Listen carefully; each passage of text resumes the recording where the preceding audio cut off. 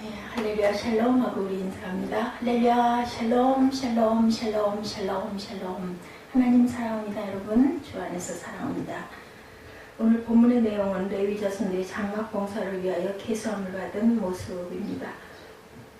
그래서 하나님께서 맡기신 직임과 역할이죠. 민수기 4장 1절에서 49절까지 우리 합독했습니다. 하나님께서는 게르손 자손에게 성막, 장막, 덮개, 문장, 휘장 등 덮개 종류를 메고 운반하는 일을 맡기셨습니다. 고앗 자손은 진곡에 상, 등대, 단들고 각종 기구 등 성소 내의 기구들을 전담해서 메고 운반하는 일을 맡기시고, 무라리 자손은 널판, 띠, 기둥과 받침, 말뚝줄들을 메고 운반하는 일을 맡기셨습니다. 하나님께서는 이러한 일들을 할 만한 사람을 30세부터 50세까지 계수하고 그 사람들을 하여금 봉사하도록 하셨죠. 그 당시에 회막은 오늘날 교회당처럼 한 장소에 고정되어 있던 것이 아니었습니다. 하나님의 명령에 따라 이곳저곳으로 옮겨 다니면서 다시 세우고 다시 세우고 다시 또한 정리하고 이런 일의 반복이죠. 그래서 회막 안에서 예배를 직접 인도하는 제사장뿐만 아니라 회막과 그 안에 있는 모든 기구들을 운반하는 일을 담당하는 사람이 필요했겠죠. 그래서 하나님은 이러한 일들을 위하여 레위인의 각 자손들, 즉 고앗 자손과 게르손 자손과 무라리 자손을 뽑으시고 그들의 각각 일들을 분담시켜 구체적으로 맡기십니다. 이는 오늘날 교회에서도 똑같이 적용이 되죠. 오늘 우리도 이러한 원칙에 따라 일을 감당하면 보다 효율적이고 그리고 또한 가시적인 결과들이 나타나 하나님께 더 많은 영광을 돌리게 될 줄 믿습니다. 그래서 분담이 참 필요합니다. 그러면 그 분담의 원칙은 무엇이었을까? 첫째로 하나님 더 중요한 것과 덜 중요한 것으로 나누어 맡기십니다. 모든 일에는 더 중요한 일, 덜 중요한 일이 분명히 있죠. 그렇다고 해서 모든 사람이 다 더 중요한 일에만 매달릴 수는 없습니다. 더 중요한 일을 하는 사람도 있어야 하고 덜 중요한 일을 맡아야 할 사람도 분명히 필요합니다. 회막의 일들도 마찬가지였습니다. 더 중요한 일들도 있었고 덜 중요한 일들도 있는데 하나님은 가장 중요한 일을 고앗 자손에게 맡기셨다라고 기록됩니다. 그들이 해야 할 일은 회막과 지성물에 관한 것이죠. 4절에 회막 안에서 성소와 지성소는 가장 거룩한 것이었습니다. 따라서 그 안에 있는 기물들도 가장 거룩한 것들입니다. 예를 들어 성소 안에 있는 진설병, 단, 등대, 금단, 지성소 안에 있는 증거계 혹은 법궤 등이 중요하죠. 반면에 게르손 자손은 증거막이 휘장, 덮개, 문장들 같은 것을 맡았고 무라리 자손은 널판, 띠들, 말뚝 등을 맡았습니다. 고앗 자손에 비해서 게르손 자손과 무라리 자손이 맡은 일들은 확실히 덜 중요한 일들이었지만 그렇다고 해서 고앗 자손이 게르손 자손과 무라리 자손보다 더 고상하고 능력이 뛰어난 것은 또한 절대로 아니죠. 또한 고앗 자손이 게르손 자손과 무라리 자손보다 더 큰 상급을 받는 일도 아닙니다. 단지 하나님께서 그들의 분량대로 일들을 나누어 맡기셨을 뿐이라는 것. 따라서 이 세 자손들 모두가 자기들이 맡은 일에 충성을 다하고 최선을 다하면 하나님이 기뻐하실 것이고 또한 상급도 똑같이 주어지게 된다. 둘째로 하나님은 해야 할 일과 해서는 안 될 일을 나누어 맡기십니다. 세상 모든 일에는 꼭 해야 할 일과 또한 해서는 안 되는 일도 분명히 있죠. 영적인 일에는 더 말할 나위도 없습니다. 하나님의 일은 꼭 해야 할 일만 해야 하고 해서는 안 될 일은 무슨 일이 있어도 해서는 안 되는 거죠. 하나님은 고앗 자손과 게르손 자손과 무라리 자손에게 각기 해야 할 일을 구체적으로 지시하시면서 맡기십니다. 이 맡기신 일들을 위해 그들은 존재하죠. 근데 여기서 우리가 꼭 알아야 할 것은 고앗 자손이 게르손 자손과 무라리 자손보다 더 중요한 일을 맡았는데 이 때문에 하나님은 그들에게 더 큰 책임을 요구하고 계시다는 거죠.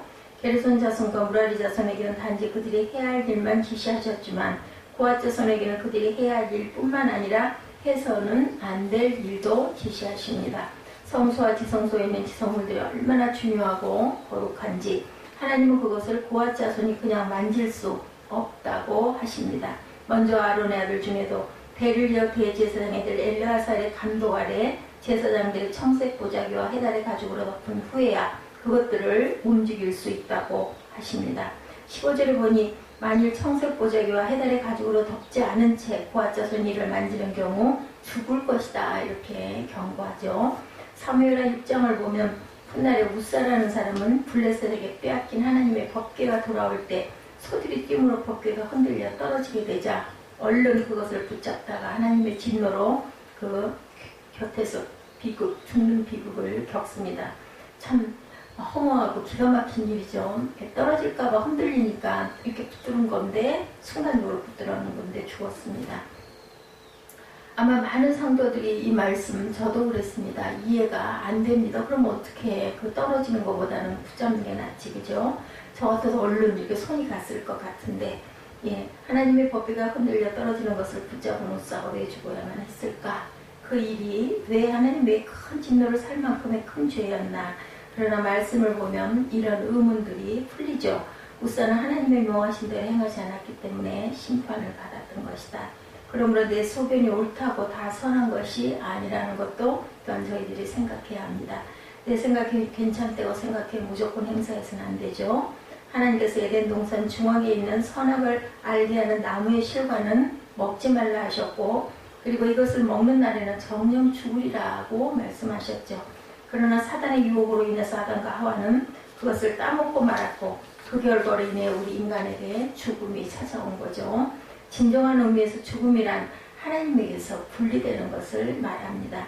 하나님과 함께 영원한 에덴 동산 천국에서 살지 못하고 쫓겨난 인생이 되고 저주받은 인생이 되고 바로 죽음인 것이 바로 이런 것인데 이것을 위해서 예수 그리스도께서 십자가에 달리셔서 우리의 모든 죄값을 청산해 주시고 대속해 주시고 그것을 믿는 자마다 영원한 생명을 주시고 하나님의 자녀가 되는 권세 또한 주셨습니다. 이것이 복음이고 놀라운 하나님의 은혜였다. 그러므로 우리는 모든 일을 하나님의 법대로 하나님의 지시대로 행해야 한다. 하나님께서 하지 말라는 일을 해서는 안 된 일을 내 고집과 내 뜻대로 행해서는 절대로 안 된다. 셋째로 하나님은 주의 백성들이 봉사할 때 다양한 그 다양성 속의 일치를 원하십니다. 고앗 자손과 게르손 자손과 무라리 자손은 각기 다른 일을 맡아 행하죠. 그들은 자신들의 전문성과 특성을 살려서 봉사합니다. 그러면서 그들은 하나 되어 질서 있게 봉사하는 것을 볼 수가 있죠. 아름다운 모습입니다. 오늘 교회에 성도들도 이와 같은 봉사와 섬김이 질서 있게 행해져야 되겠다. 그리고 각자의 분담된 일을 할 줄 알아야 되겠다. 각 성도들마다 전문성과 특성을 살려서 봉사하되 예수 안에서 그리고 교회라는 공통 분모 속에서 하나가 되어야 하겠다는 거죠. 가끔 교회 안에서 주의를 회원과 다툼으로 하는 사람도 있습니다. 말뚝이나 나르는 무라리 자손이 벽계를 나르는 고앗 자손을 부러워하고 그 일을 탐내서는 안 되겠다. 그것은 내가 해야 할 일인데 다른 사람이 맡았다고 해서는 미워하거나 싸워서도 안 되죠. 또한 고앗 자손이 자신은 벽계를 나르는 귀한 신분이라고 해서 말뚝이나 나르는 무라리 자손을 또한 얕보아서도 안 됩니다. 서로가 다 귀히 여기고 존중해야 된다. 빌립보서 2장 3절에 아무 일에든지 다툼이나 허용으로 하지 말고 오직 겸손한 마음으로 각각 자기보다 남을 낮게 여기라 이렇게 말씀합니다. 로마서 12장 3절에도 사도 바울은 성도가 봉사할 때 어떤 자세로 해야 하는가에 대해서 말씀하죠. 내게 주신 은혜로 말미암아 너희 중 각 사람에게 말하노니 마땅히 생각할 그 이상의 생각을 품지 말고 오직 하나님께서 각 사람에게 나눠주신 믿음의 분량대로 지혜롭게 생각하라 이렇게 말씀하죠. 자기가 받은 은사 외에 다른 일이나 자기 분량을 넘는 일에는 생각조차 말아야 한다는 거죠. 바울 사도는 그 비유를 바로 지체의 비유를 통해서 설명합니다.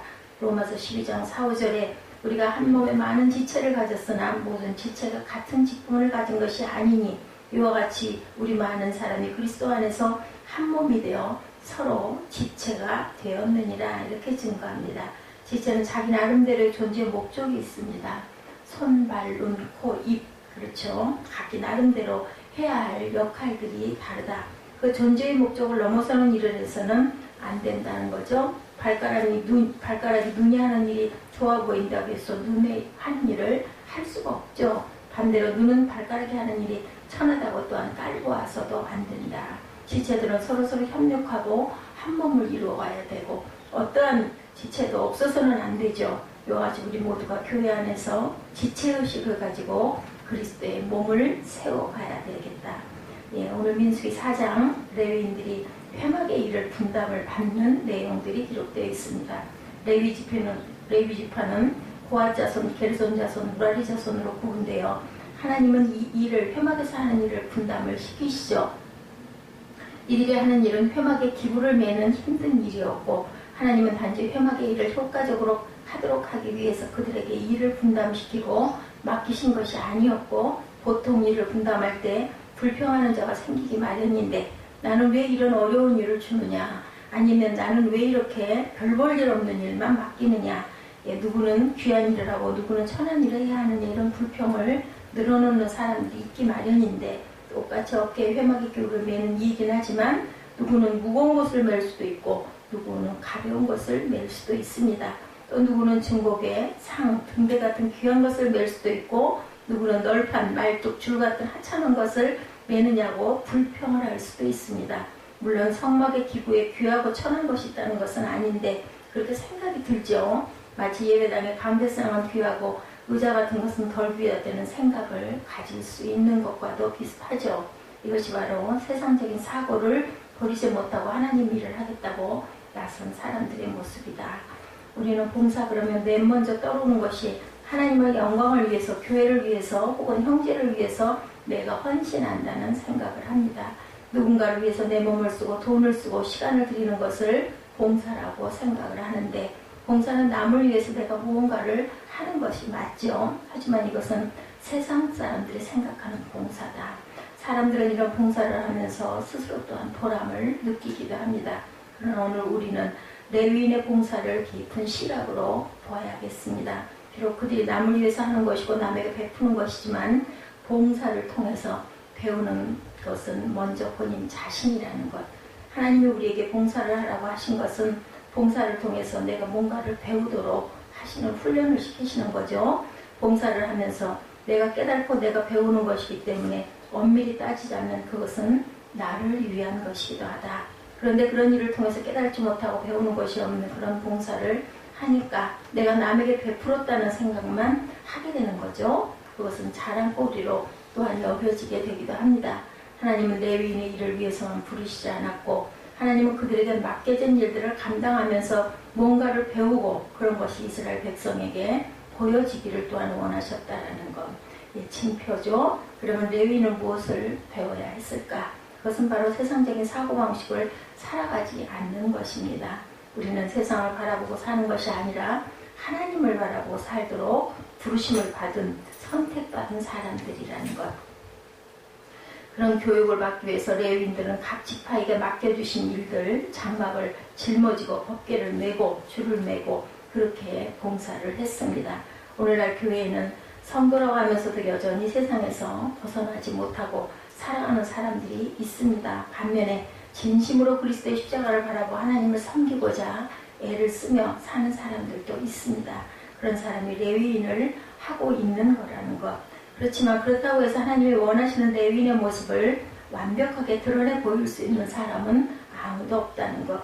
결국 나도 배워가는 거죠. 내가 이런 일을 해서 남을 가르치겠다는 생각도 버리고 이 일을 함으로 내가 배운다는 생각으로 살아가면 결국 그 사람은 봉사하면서 그리스도의 섬김과 헌신을 배우게 되고 헌금을 하면서 돈에 대한 욕심을 버리는 것을 배우고 그런 사람들의 눈에는 그 모습이 열심히 주님을 바라보는 삶으로 보여지고 그리고 다른 사람들이 그들을 보면서 또한 배우게 되고 봉사는 바로 이런 것. 내가 배우고 또 남들이 보면서 그것을 배우고 그리고 그것을 또한 물려받고 헌신하고 가는 겁니다. 누구에게나 봉사는 베푸는 것이 아니라 그것을 통해서 먼저 내가 배우기 위한 것임을 우리가 오늘 말씀을 통해서 깨달아 갑니다. 이것이 빠지면 결국 봉사는 자랑으로 끝나고 말죠. 오늘 보면 48절에 회막봉사에 계수함을 입은 자가 8,580명이었습니다. 바로 저와 여러분이 그 일에 부름을 받은 사람들이라는 것. 각자에게 주어진 일을 감당하면서 스스로 배우고 또 보여주라고 부름을 받았다는 것을 우리가 다시 한번 깨닫습니다. 회막의 기구를 매는 일은 어려운 일이고 힘이 드는 일입니다. 사막의 뜨거운 태양볕에서 땀을 흘리며 무거운 짐을 지고 가야 하죠. 그러나 선택을 받은 것이 은혜고 일을 맡겨주신 것이 은혜고 감당할 수 있는 것이 은혜이죠. 내가 건강하고 힘이 있으니까 그 일들을 감당할 수 있다는 것. 그것은 누구를 위해서가 아니라 하나님을 영광 위해서도 아니고 먼저는 나 자신을 위한 나를 위한 것이라는 것. 그래서 또한 감사할 수 있는 일입니다. 그것을 통해서 깨닫게 하시고 배우게 하시고 섬기게 하심으로 기쁨과 감사함으로 감당해 나갈 때 그런 모습을 통해서 하나님께서는 영광을 받으실 줄로 믿습니다. 우리 모두 하나님께서 맡기신 직임과 역할을 충성되이 감당해 나가고 착하게 신실한 종들이 되시기를 주님의 이름으로 축복합니다. 기도하시겠습니다.